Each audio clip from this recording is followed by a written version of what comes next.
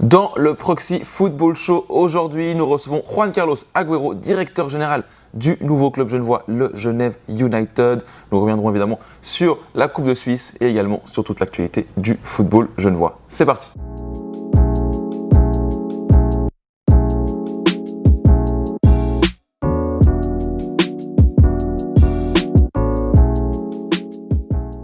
Bonjour à toutes, bonjour à tous, salut Giacomo. Salut Thomas. On se retrouve pour un nouveau Proxy Football Show avec un nouvel invité cette semaine. Semaine passée, Marcus White. Cette semaine, Juan Carlos Agüero. Juan Carlos Agüero, on est très content d'accueillir le directeur général du nouveau club à Genève, Genève United, qui sera là pour nous expliquer le projet et pour nous dire comment l'aventure a commencé. On reviendra évidemment, comme je l'ai dit en préambule, sur les éliminations de Mérin et d'Étoile Carouge en Coupe de Suisse, qui ne sont pas des surprises. Malheureusement, ils n'ont pas réussi à créer l'exploit. Malgré de très belles performances, on a aussi eu pas mal de choses à vous raconter durant tout le week-end. Mais c'est parti tout de suite avec l'invité de la semaine.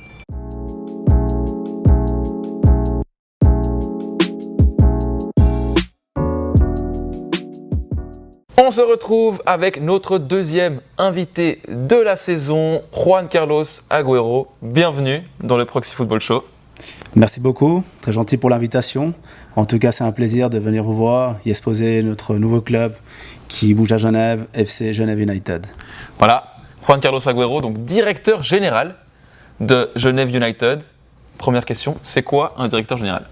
Un directeur général, de base, c'est celui qui s'en charge du côté administratif et que le club tourne en bonne ambiance, côté junior, côté première équipe.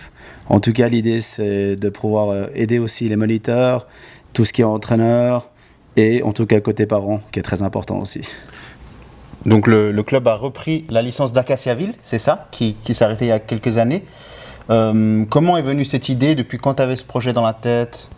Alors ce projet-là est venu sincèrement avec des collègues qu'on a joué ensemble depuis des années, ce qui fait qu'on voulait mettre en place notre idée, surtout notre projet. Et du coup, ça a sorti comme ça à hasard, un peu Genève, un peu Manchester. Alors du coup, si on associe les idées, on garde toujours la servette, première équipe, c'est vrai. Mais en tout cas, on a réuni toute l'information. On a aussi l'aide d'un marketing, ce qui fait qu'on a réussi à déclencher Genève United. Et c'est un grand honneur de porter ces couleurs-là côté Genève. Tout le monde parle beaucoup toujours de projets par-ci, projets par-là. C'est quoi du coup le projet de Genève United ? Vous avez créé ce club pour faire quoi ? C'est quoi votre ambition ? Alors notre ambition, sincèrement, c'est que, en tout cas, on a des moniteurs qui sont diplômés, comme par exemple Marcus Villela, c'est un joueur de 2e division en Espagne. Ça fait depuis des années qu'il tourne ici à Genève. Moi, j'ai fait comme président 6 ans dans un club ici à Genève. On a des entraîneurs aussi comme Ronny, qui était à Signal Vernet, qui vient avec nous. Tout ça, ça rassemble en tout cas de l'expérience. Ce qui fait que nous, l'idée c'est d'apprendre tout ça aux enfants, aux jeunes, et reprendre tout ce qu'on a perdu un peu, les valeurs, les entités d'un club, de l'amour d'un club. Et c'est ce qu'on prévoit nous, voir l'enfant pour qu'il puisse continuer au foot et continuer ce joli sport que finalement on aime tous. Ouais, tu as mentionné les enfants, justement, c'est un projet, on a l'impression qu'il y a très axé sur la formation, sur l'école de foot. Vous avez déjà beaucoup de juniors en un court temps d'existence. Oui, sincèrement, ça a explosé. Comme je vous ai dit, Genève United, c'est une marque. Et du coup, les enfants, ils adorent. Quand je vois un papa, une maman qui m'appelle en me disant « Juan, mon fils, le maillot de Genève United, il a même pour dormir », pour moi, c'est un plaisir de voir ça et d'écouter ça. Ça veut dire que nous, on a proposé notre envie de déclencher ça avec les enfants, faire une première équipe, c'est ce qu'on est en train de faire aussi, et peu à peu, commencer à apprendre des enfants tout ce qui est côté ambiance, football, et continuer à travailler comme ça et à grandir plus le club. Donc peut-être pour les gens qui ne seraient pas au courant, c'est vous avez combien d'équipes, combien de membres, et surtout vous êtes basé où à Genève ? Alors on est basé à Bout du Monde et à Vessy. Aussi un grand merci aux responsables de Vessy, Monsieur Ducret qui nous donne aussi les terrains et tout ce qui est centre sportif. Et du coup, on a commencé avec quelques 20 membres en futsal à l'école d'Aubépine et ça a déclenché très vite. Et quand on dit très vite, ça veut dire qu'on passe de 20, à partir de février, on passe à 80 et actuellement on part à 200, 250 jeunes enfants avec première équipe. Quel est le potentiel, tu penses, à Vessy et Bout du Monde? Il y a notamment l'FC Champel qui est un très grand club en termes de membres. Est-ce qu'il y a la place pour vous aussi? Est-ce que vous pouvez vous expandre ultérieurement? Alors l'idée, c'est de coopérer ensemble parce que finalement, on est tous des collègues. On travaille tous ensemble, mais c'est ce que nous on voit. En tout cas, c'est que quelques clubs ont essayé de faire ce projet comme l'exposé avant. Mais malheureusement, c'est une grosse structure, une grosse organisation. Quand on parle d'un gros projet, ça veut dire qu'on doit avoir des personnes qui sont toute la journée là, qui sont vues avec les enfants. C'est un gros travail. Et les structures, on l'a mis en base. Et c'est ce qu'on fait qu'on agrandisse aussi vite. Et on voit que les enfants et les parents sont contents. Et Champel, c'est un gros club lequel on respecte beaucoup. Et finalement, pourquoi pas ? On a toujours ce projet-là d'arriver un peu plus haut. Donc vous avez des équipes école de foot, junior E, junior D, junior C, junior B ? Alors actuellement, c'est ce qu'on a, c'est école de foot, à peu près 30-40 enfants. Junior E1, E2, on a à peu près une vingtaine, 25 enfants entre les deux équipes. Un junior D qui est entre 13 ou 14 membres. On a un junior C qu'on vient de créer, justement, on a repris la place de Atlético Genève qui avait créé un junior et malheureusement ils n'ont pas arrivé avec l'effectif nécessaire et duquel on a repris nous l'équipe. Et on a un junior C actuel, ça veut dire 2 juniors C. Ah, 2 juniors C, ok. 2 juniors C et un junior B actuellement aussi en compétition. Il y a une première équipe qui commence en 5e ligue avec un gros projet aussi. Et t'imagines, dans 10 ans, t'imagines le club, il sera où ? Pour toi, quel est ton rêve ? Enfin, pas forcément en termes de résultats sportifs, mais plus de structure. Je crois que le rêve, déjà, il est accompli en imposant déjà un projet entre collègues et voir tout ce qu'on a fait déjà en 6 mois. Et je crois qu'à Genève, c'est très compliqué, mais le rêve peu à peu en train de s'accomplir. Mais il y a toujours un mais, on puisse arriver plus grand et finalement que ça se fasse connaître Genève United partout. C'est ça l'idée. Merci beaucoup, Juan Carlos, d'avoir été avec nous, de nous avoir expliqué le projet de ce nouveau club qu'on va apprendre à découvrir. Et puis, on souhaite vraiment la meilleure saison possible à tout le club.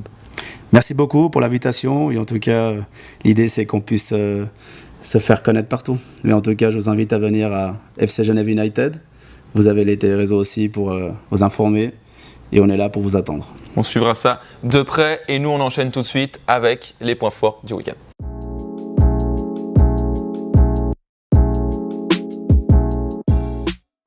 Un grand merci encore à Juan Carlos Agoro d'avoir été avec nous aujourd'hui dans ce Proxy Football Show.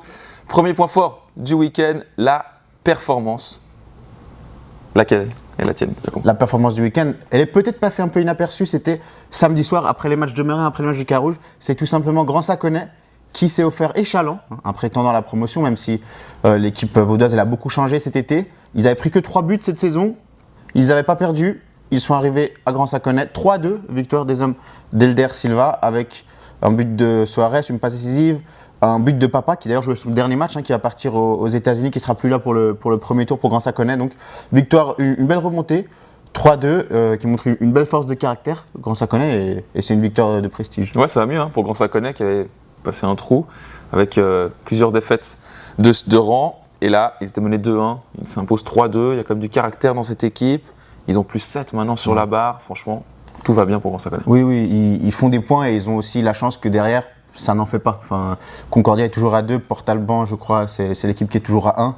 Donc franchement, ils ont de la marge pour le moment. Il ne faut pas se relâcher, mais il y a une belle réaction. Ouais, ça sent bon en tout cas pour le maintien pour cette équipe. Donc néo-promu en première ligue. Le carton du week-end, 2e semaine de suite pour Bernay. Il s'est imposé 6-1 dans le derby contre Cestalien. Ouais, Bernay impressionnant. Bernay 6-1 contre CS, vraiment qui a mis une claque. C'était franchement inattendu de les voir gagner sur un tel score. Enfin, tout va bien, ils ont la meilleure attaque du groupe 1, deuxième éliminateur. Bernay est même en tête, en attendant Saint-Pré qui n'a de nouveau pas joué, on y reviendra après. Mais Bernay en tête après 5 matchs, il fallait le voir, 12 points sur 15. Et franchement, chapeau aux Bernaisiens. Ouais, 21 buts marqués pour Bernay. Par contre, pour CS, ça va moins bien. Seulement 3 points pris depuis le début de la saison, ils ont un match de moins. C'est compliqué. Oui, c'est compliqué. Il y a eu cette défaite contre Plan-les-Ouates il y a quelques semaines sur la fin qui a peut-être laissé quelques séquelles. En tout cas, voilà, 6-1, c'est clair que c'est décevant pour CS Italien qui affrontera Cholet samedi dans un match déjà très important pour ne pas stagner en bas. La surprise du week-end, c'est Recia qui s'impose contre Interstar, 1-0. Recia 7 points, Interstar qui reste à 6 points et qui laisse justement Charmy s'échapper seul en tête du groupe 1 de 3e ligue. Rexia qu'on n'a pas vu venir, mais Rexia qui est toujours invaincu, qui vient de s'offrir Interstar. Et voilà, premier faux pas des hommes de Bruno Rocha, qui s'incline 1-0. Et voilà, Rexia qui est là et qui fait pour le coup une belle faveur à la S Charmy. Ouais, la Charmy qui s'est imposée donc 4-3 contre Vernier 2, un match un peu décousu à Vernier, mais grosse victoire là pour Charmy qui monte à 9 points. On a d'ailleurs les réactions de Blérim Arifi côté Charmy et de Jonathan Cabassa côté Vernier 2. Vernier, c'est quand même une bonne équipe, c'est des jeunes qui courent partout et en tout cas on a fait le job quoi. En première mi-temps, on commence avec un 3-5-2 et en deuxième mi-temps, on a passé en 4-2-3-1. Et c'était mieux pour nous, en tout cas, c'était sûr. Début deuxième, ils sont rentrés tout de suite dans le match. Ça nous a déstabilisés et puis dans l'ensemble, deuxième mi-temps, ils étaient quand même au-dessus. On passe à la déception du week-end. Qui d'autre que Colebossi qui accueillait la Lanterne Rouge qui venait d'en prendre 9 contre Bernay. Ouais, 0-0, ils ont été incapables de marquer les Chevaliers à domicile contre Nanda qui semble l'équipe la plus faible du groupe. C'est vraiment une stupeur, une grosse déception. Et voilà, ça ne va toujours pas hein, pour Colebossi qui a marqué un but sur coup de pied arrêté jusqu'ici. Ils en ont pris que 5, hein, mais il faut trouver la solution offensivement parce que même tu accueilles la Lanterne Rouge, sur le papier c'est un match, tu dois largement gagner, tu dois faire une prestation et puis nouvelle déception donc il va falloir faire quelque chose. Ouais, seulement 2 points pour Collet qui affrontera du coup CS Italien, 2 équipes mal en points en ce début de saison. Il faudra faire des points, c'est un peu le match de la peur le week-end qui vient. Joueur du week-end ou de la semaine plutôt. Joueur de la semaine, ouais. Ils ont joué jeudi soir. Lorenzo Nani, nouveau doublé contre Comzières, victoire. Doublé contre Azzurri pour le FC Donzelle, victoire. 3 matchs, 6 points. On a eu affronté 3 équipes de haut de tableau du groupe 2 de 3e ligue. Et voilà, ce doublé qui donc. Ouais, il a su se montrer décisif contre des prétendants. Hein. 2 buts contre Comzières, 2 buts contre Azzurri. Voilà, il a contribué fortement aux 2 victoires de Donzelle et puis c'est notre joueur de la semaine. En tout cas, bravo à lui et bravo aussi à Donzelle qui effectue un bon départ, tu l'as dit. Et on écoute donc Lorenzo Nani à l'interview. La mentalité qu'on a depuis le début de notre championnat, c'est d'aller toujours de l'avant, toujours être battant sur le terrain. Techniquement, gentiment, on arrive à construire quelque chose de beau. Et petit à petit, on réussira à encore améliorer nos capacités techniques afin d'arriver à nos fins et à atteindre nos objectifs, quoi, tout simplement. Être ambitieux, de toute façon, il le faut. Toujours regarder et aller de l'avant. Mais maintenant, je pense que c'est encore que le début du championnat. Bien sûr qu'on donnera tout pour arriver au plus haut. Le scénario du week-end, un match complètement fou du côté du GS, UGS2 Cohérent qui obtient sa première victoire de la saison. Ils ont été rejoints plusieurs fois au score, comme vous pouvez le voir là à l'écran. Mais finalement, 94e minute, 92e minute, c'est Maurer qui marque le but de la victoire. Oui, Cohérent qui, par la même occasion, prend ses premiers points après 2 défaites. UGS qui reste à 0 points, donc c'était un peu un duel de bas de tableau, même si on n'est qu'au début. Voilà, c'est rassurant pour Cohérent et puis UGS va devoir s'activer. Déclaration du week-end, c'est Ferrati, entraîneur de Versoix qui a été contraint au nul à la dernière minute contre Vernier. C'est un bon résultat pour Versoix, on le rappelle, qui en avait pris 5 le premier match contre City, qui a très bien réagi la semaine dernière contre Champel, là qui fait match nul contre le leader Vernier. Voilà. On peut l'écouter. Pour la plupart, c'est leur premier match, premier championnat actif tout simplement. Et puis je pense que oui, l'équipe est destinée à progresser de match en match. Aujourd'hui, on a peut-être manqué un peu de manque d'expérience parce qu'à la fin, on est censé tout fermer et puis pas se prendre ce penalty. Mais voilà, ça fait partie de l'apprentissage. Le club, il est derrière nous. Ils savent que l'objectif, c'est pas de monter, c'est juste de faire progresser toute l'équipe ensemble. Puis après, on verra match après match ce que ça va donner. Merguim Ferrati, assistant de Sergio Carmo, la nouvelle paire d'entraîneurs à Versoix. Voilà, il souligne la jeunesse du groupe, c'est vraiment énormément de juniors, énormément de jeunes qui découvrent le football d'actif. Et voilà, pour le moment, on voit déjà une progression entre le premier et le 3e match. Il y a de quoi être optimiste. Il y a de quoi être optimiste pour Versoix qui a totalement changé le projet par rapport à l'année passée. Où il y avait une grosse équipe, on voulait monter. Là maintenant, on mise plus sur la jeunesse, sur le club. Donc voilà, c'est une bonne nouvelle en tout cas pour Versoix qui est dans le coup. Bon match nul contre Vernier malgré cette égalisation. Donc, en fin de match, sur penalty, but donc, de Rinor Halimi. Et on passe tout de suite au tour d'horizon.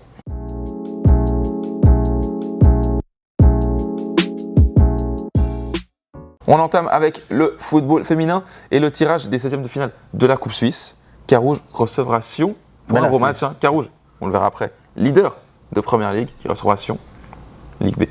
Exactement, non, c'est un beau tirage pour Carouge. Franchement, c'est le plus beau des 3 tirages. On a comme autre tirage Avanchais qui recevra Erlinsbach, une équipe de Première Ligue qui joue dans le groupe de Carouge. Et Servette Chénois, pour son entrée en lice, ira à Kusnart, Schwyz, je crois, une équipe de LNB aussi. Donc ça devrait être plutôt une formalité pour les filles d'Éric Séverac. En tout cas, on se réjouit surtout de Carouge sur la Fontenay. Ça sera un joli derby roman. Ouais, ce sera le 22 octobre, tout cela.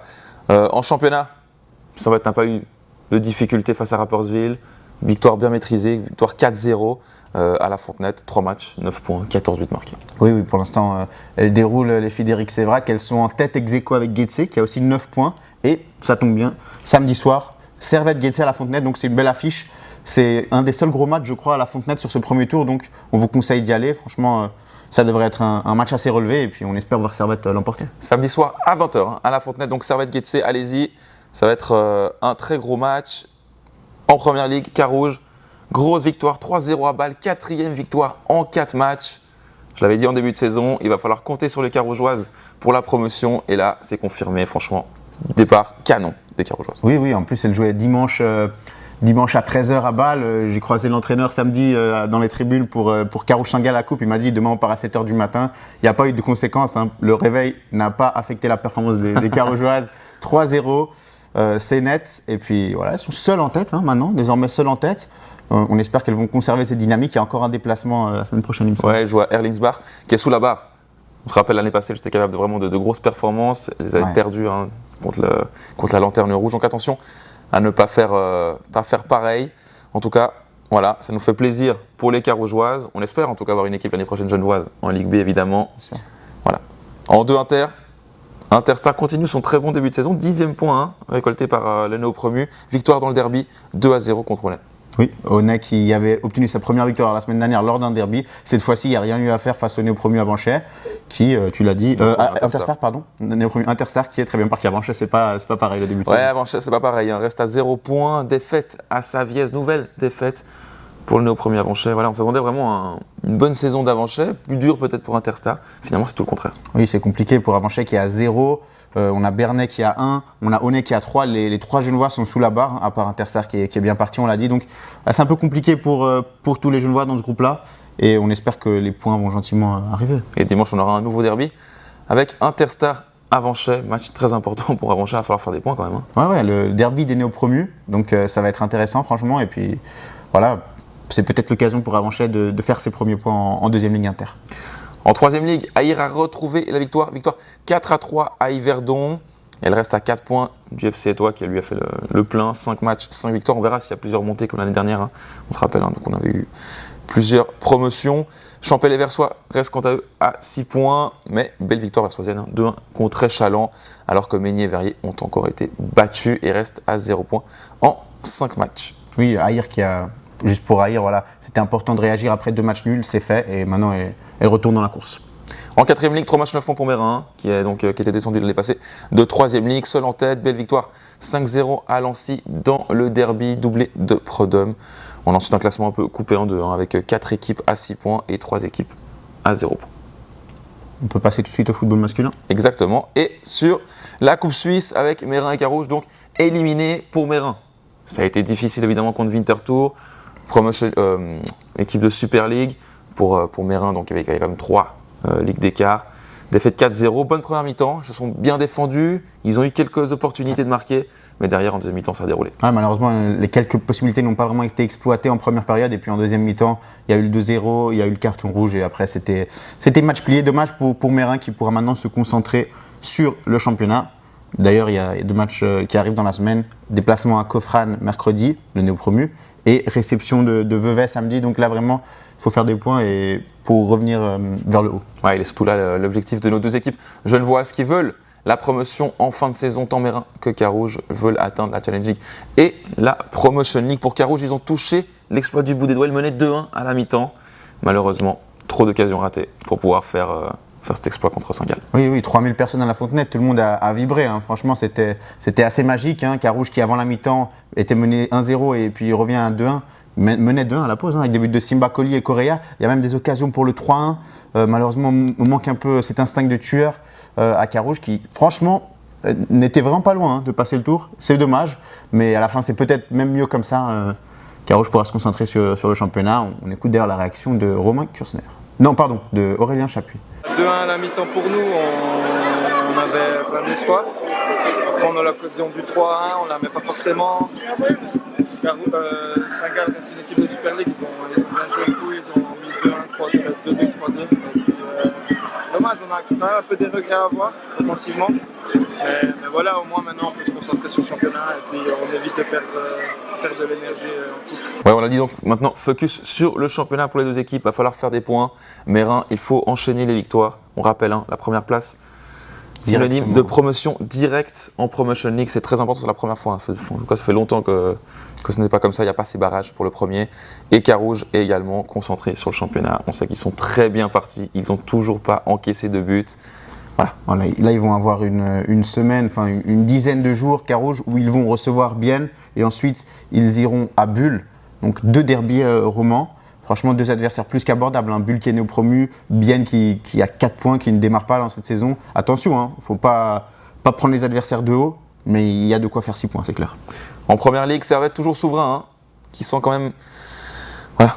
Qui devient favori à la promotion. Victoire 3-0 sur le terrain de Concordia avec des buts de Soirée, Ouattara ou encore Touati. 23 buts inscrits en 7 matchs pour l'équipe de Luigi Pizzino. Meilleure attaque, ça tourne très bien. Voilà. Face à Concordia, ils devaient gagner. Face à une équipe néo-promue sous la barre, ils l'ont fait sans forcer. Franchement, tous les signaux sont au vert pour Servette qui a 18 points. En bas, il y a Montaic qui en a 17. Ouais. Montaic qui réalise un très bon début de saison. Et puis, les deux vont s'affronter samedi, donc dimanche. Beau choc à Genève en plus. Ouais, donc on aura le choc de première division féminine samedi, le choc de première ligue dimanche entre Servette et Montais. Ça nous fait vraiment déjà des belles affiches pour ce week-end. On se réjouit. Chenois, nouvelle défaite 1-0 contre Vevey. Vevey, grosse équipe de ce championnat. But de Bouniakou sur penalty. Il continue de marquer. Et Chenois, deuxième défaite sans marquer le moindre but. Oui, match assez accroché, assez frustrant, mais voilà, une défaite qui n'est pas alarmante pour Chenois, pas comme celle 4-0 la semaine dernière à la Chaux-de-Fonds en tout cas.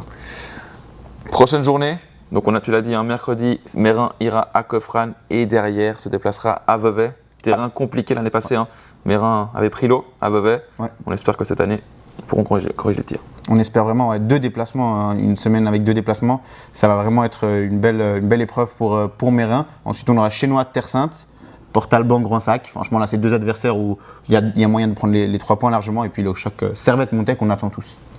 En deuxième ligue inter, on a évoqué Bernay qui est leader. On a évoqué CS donc, qui stagne à 3 points. Collet qui est sous la barre avec 2 points. Saint-Pré-Auger qui a été renvoyé. Tu voulais dire un mot, on l'a pas précisé peut-être pourquoi. Oui, les Vaudois ont appelé samedi matin Auger pour dire que le terrain était impraticable. Donc voilà, c'est étonnant, mais voilà, Saint-Pré qui se retrouve avec 3 matchs joués alors que certaines équipes en ont 5. Ça n'arrange pas vraiment Auger qui va devoir se déplacer un mercredi avec une équipe très jeune, beaucoup de joueurs qui ont peut-être les cours, les études et on espère qu'ils seront quand même au complet pour aller à Saint-Pré. Le grand favori Lancy qui reste au contact, victoire 5-2 sur le terrain de Thierrens. Belle victoire des Lancéens. Sont toujours invaincus. 3 victoires, 2 nuls, totalement dans le coup. Et ils ont rebondi après leur nul face à UGS, donc une victoire logique et c'est bien pour Lancy qui reste au contact comme tu l'as dit. Verrier, un partout en déplacement, un bon point à Payerne, 4 points, encore un goal de Parat. Il va falloir quand même enchaîner les victoires peut-être à domicile. Oui, c'est ça. En tout cas, à domicile, on attend plus. Ce point, on peut peut-être s'en contenter, mais voilà, Verrier a seulement 4 points. Il faut faire plus maintenant dans les matchs à venir. Et il y avait un derby en ouverture vendredi soir, tu y étais.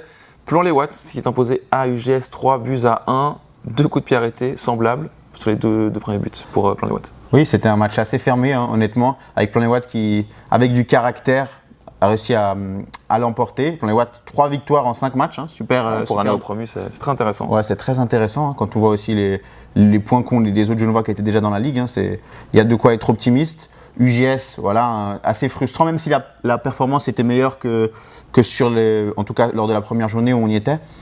Voilà, il n'y a pas de quoi être alarmé ni d'un côté ni de l'autre. Au contraire, il y a de quoi être optimiste à Plan-les-Watts. Et puis on écoute Fabrice Guzel, double buteur pour son premier match, Choukri Ediri et Ouros Setkovic. Mitigé dans le jeu, mais on prend les 3 points. C'est le 3e match, 3e victoire pendant 5 matchs pour un promu. Voilà, je viens d'arriver, on a une très très bonne équipe, franchement. Très bons joueurs individuellement. Voilà, avec l'apport de quelques cadres, ça va faire du bien. Et puis je je me fais pas de soucis pour la suite. Elle fait du bien celle-là, elle fait vraiment du bien.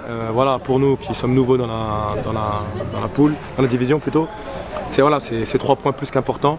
En plus, voilà, c'est contre des Genevois et puis on sait que cette année ça va être très très difficile.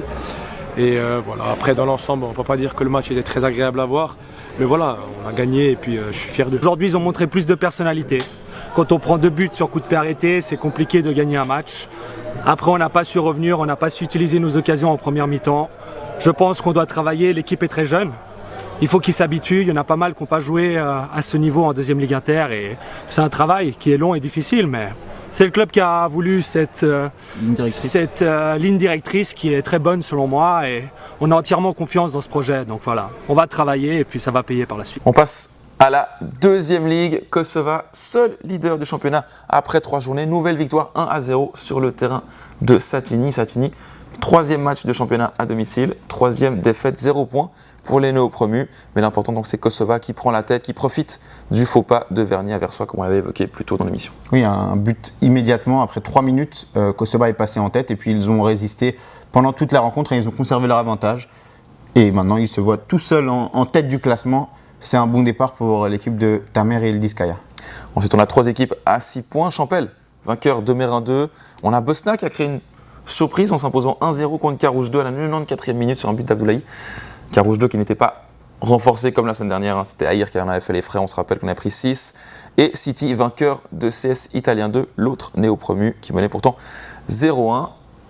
Plus bas, Del Rosso qui obtient sa première victoire, peut-être le mentionner, et Aïr qui reste toujours à 0 points. Ouais, on a Aïr et Satigny qui restent à 0 points. C'est ça surtout qu'il faut retenir de cette journée. Kosova passe seul leader et Aïr et Carouge qui restent en bas. Non, pardon, Aïr et Satigny qui restent en bas. D'ailleurs, Satigny ira à Carouge et Aïr ira à Mérin 2. Donc l'occasion peut-être de faire des premiers points contre ces deux. En tout cas, il va falloir rapidement les faire, les premiers points pour Aïr et Satigny qui sont toujours à sec après 3 journées. En 3e ligue, dans le groupe 1, on l'a dit, Charmy a profité du faux pas d'Interstar pour prendre seul la tête du classement. Derrière, on a 3 équipes à 7. On a Rechia, on l'a dit, Grand Sac 2 qui surprend également, vainqueur 2-1 sur le terrain de Lancy 2. Belle victoire là hein, de la deuxième de Grand Saconnet. Et Sporting, vainqueur 6-2 à City. Ils montrent qu'ils sont dans le coup, hein, ils avaient fait match nul lors de l'ouverture contre Lancy. Et derrière, 2 victoires, notamment ils en ont mis 6 là. Oui, bien sûr, je pense que Sporting est assez ambitieux. 7 points sur 9, ils sont tout à fait dans le coup et franchement, s'ils restent au contact, ils auront leur coup à jouer sur ce premier tour.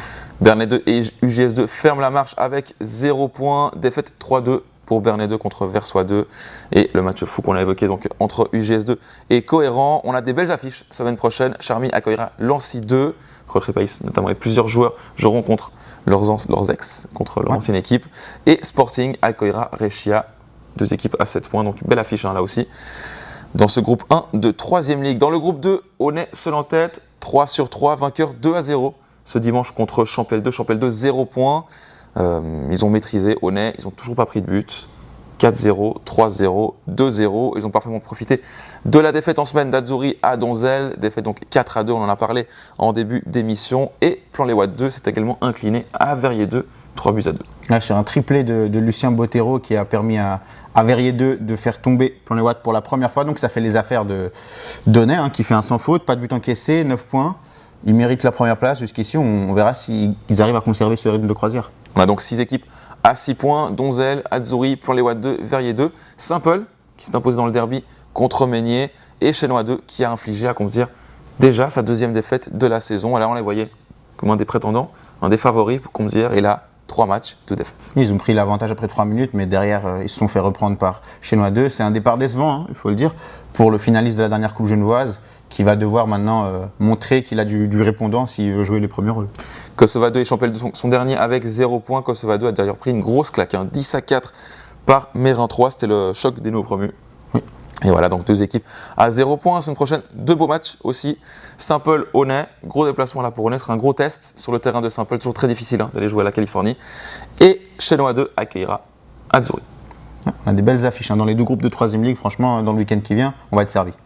4e ligue, groupe 1, 3 sur 3 pour 2 équipes. USK Rouge qui s'est imposé 6-3 contre Bosna 2 et pour Charmy 2 qui s'est imposé 5-2 contre Roger 2. Tout va bien pour Charmy, hein. La une est leader.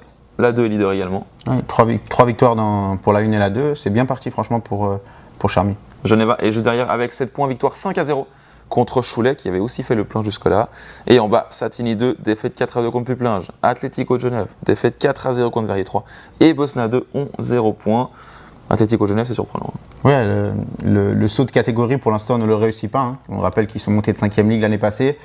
Il va falloir montrer qu'ils ont le niveau pour la 4e ligue, quoi. Exactement, d'ailleurs un club ambitieux, quand ça avait été créé, nous avait parlé de rejoindre la 2e ligue d'ici quelques saisons. Voilà. Là on voit que c'est tout de suite très compliqué, 3 matchs, 0 points. On verra donc comment on va se poursuivre la suite de leur saison. Dans le groupe 2, on est 1 leader en 3e ligue, on est 2 leader du groupe 2 de 4e ligue. Victoire 4-1 contre Genève Post, juste devant Interstar, qui s'est également imposé, qui peut faire le plein, qui a un match de moins. Victoire 9-1 contre AR2, qui vient de tomber.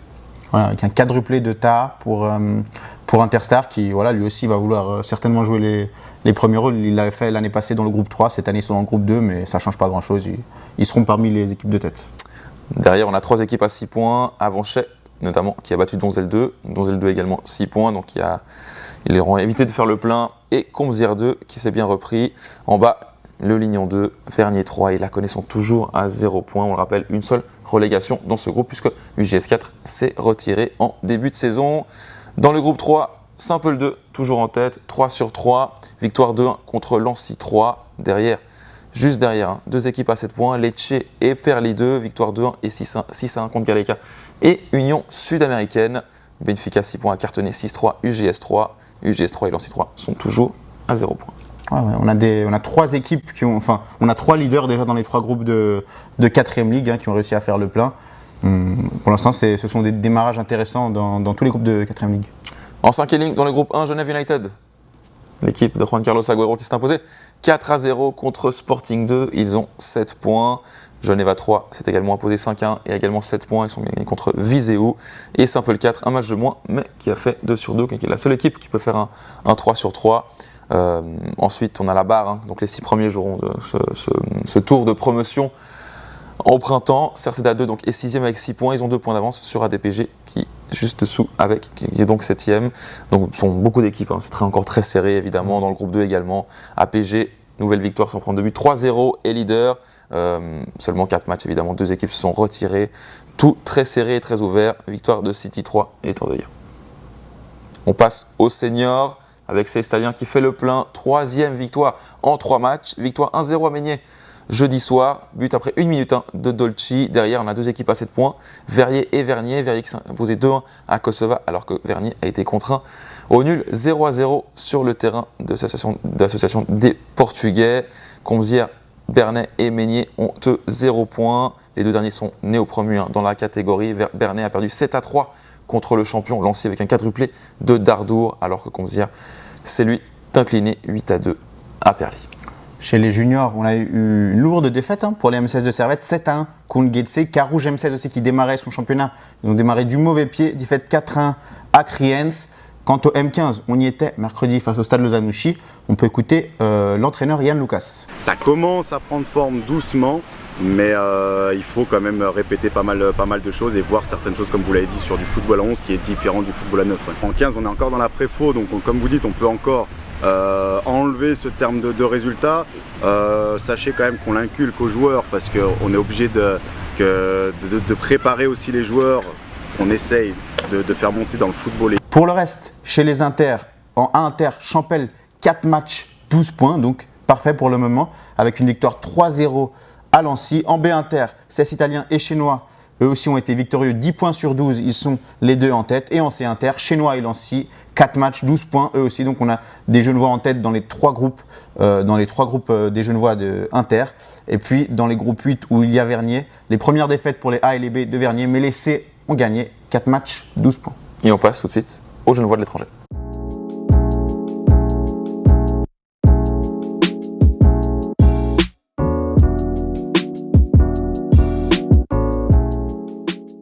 On ouvre avec un petit phénomène, je veux dire, c'est un but de Lungoi à Buffon. Un but de Lungoi face à Gianluigi Buffon, la légende italienne. Franchement, je pense qu'il va s'en souvenir, Christopher Lungoi. C'est une belle histoire malgré la défaite d'Ascoli contre Parme. Donc bravo à lui pour la sacrée performance. Il y a aussi une grosse performance, c'est celle de Maxime Dominguez qui a réalisé 2 passes décisives. Malheureusement, son équipe s'est inclinée. Ouais, il menait en plus, ils se sont fait reprendre. Là aussi, c'est dommage contre le Legia Varsovie.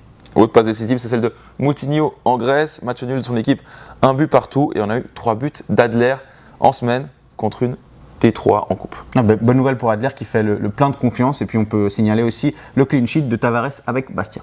Et on passe tout de suite à la rubrique du Proxy Loto. Tu veux tenter de gagner un maillot? Grille facile peut-être ce week-end, Giacomo. En tout cas, on a eu 6 joueurs à 9 sur 10, dont un membre de Proxy Foot, Michael, bravo à lui. Donc 6 joueurs, on les a là. Hein. Alex Barreros, Zaba Legend, Michael, Proxy Foot, CVA Matt et Sacha Roma. Qu'est-ce qu'on gagne cette semaine? On l'a même pas encore dit. Ouais, qu'est-ce qu'on gagne cette semaine? Il est là. On a eu notre invité, Juan Carlos Agüero, qui nous a amené le polo du Genève United. Merci à lui. Hein. Un polo exclusif, nouveau club à Genève. Il n'y a pas beaucoup de monde qui l'a, donc franchement, c'est un lot à gagner. Allez, je vais t'aider à plier tout ça pour faire donc le tirage au sort. C'est la première fois qu'on a un tirage au sort cette saison de nos Proxy Loto. Chaud les boules. J'y vais? Vas-y. Et le vainqueur est donc Alex Barreros qui remporte donc le polo du Genève United avec son 9 sur 10. Bravo à lui. On a également le classement général qui s'affiche ici sous vos yeux avec David Adgou, le joueur de Bosna qui est pour l'instant en tête. On le rappelle, jouez chaque semaine, vous pouvez gagner des gros prix en fin de saison. Voilà. Allez-y, franchement, c'est gratuit chaque week-end. C'est la course, c'est intéressant le classement général. C'est un peu, il faut être régulier. Il n'y a que 3 week-ends qui sont passés. Il y en aura au moins une vingtaine, une trentaine. Donc prenez le train avant qu'il ne soit parti. Il reste encore évidemment beaucoup de journées. Il y en a 22 au total. Donc il y a 22 Proxy Loto. Programme de la semaine.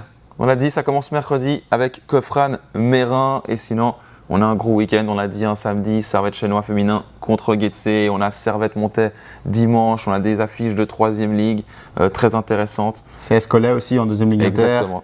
Et puis, on peut parler aussi d'Interstar Avanchais en 2e ligue inter. Et voilà, beaucoup de matchs de 3e ligue, tu l'as dit. Donc, franchement, un joli week-end à Genève. Et on vous souhaite donc une belle semaine. Et on vous retrouve la semaine prochaine pour un nouveau Proxy Football Show.